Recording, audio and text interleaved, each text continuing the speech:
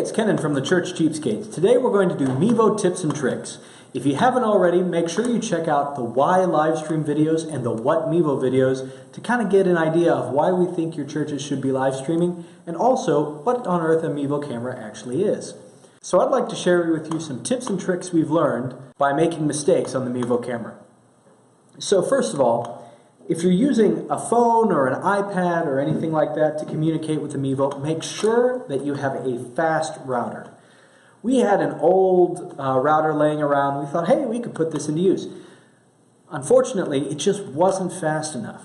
Because you got to remember, the Mevo is connecting with the phone is connecting with the Mevo, then the Mevo is connecting with the internet. So you've got to make sure you've got a router that's able to handle that communication going back and forth fast enough. So what we ended up doing is we ended up buying a gigabit router. Haven't had a single problem since then. Another thing is that most people don't care about having a camera right in the middle of the worship service. Most people, in fact, think that it's a condenser microphone just hanging out at the front of the stage.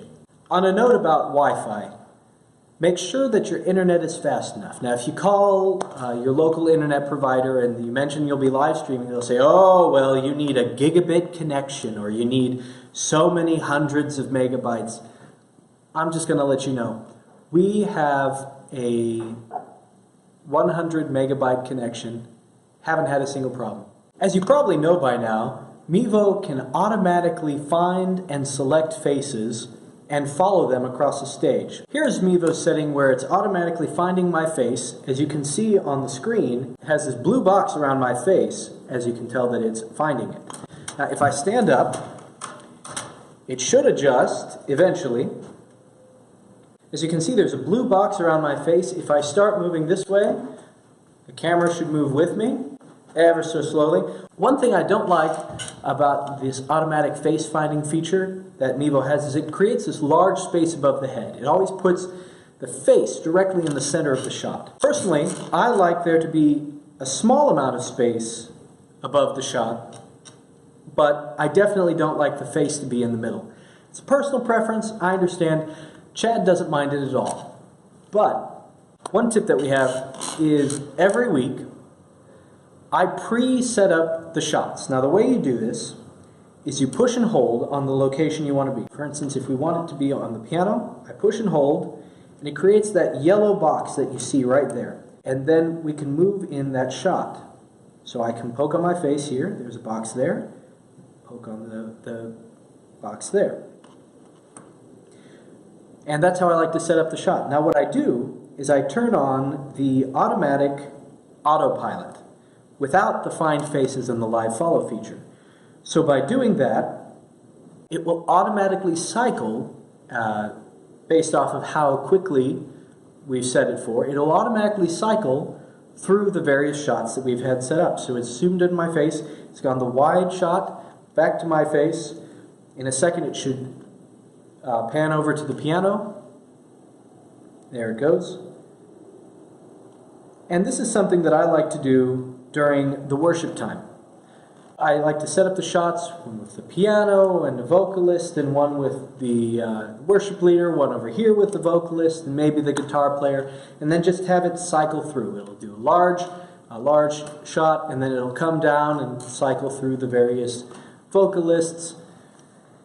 And it's just a really easy way to have it automatically do the hard work for you. Now, like I said, I like to set up the shots ahead of time. You don't have to do that if you don't want to. If you're fine with having the face in the middle of the shot, by all means, just do the find faces and the autopilot, and it'll just go right through there for you. Another interesting thing that I've discovered, and this is actually not through personal experience, but by looking at videos. I noticed that sometimes it would take longer to pan than other times. Well, while looking at tips and tricks videos from across YouTube, I found that the longer that it takes to change a shot, the slower the pan will be. So I'm going to do that right now. I'm going to zoom out, move it over here. I'm going to hold it there for a second. And when I let go, it should take a pretty long time to pan out. Now I'm just going to zoom right in. It should right in there.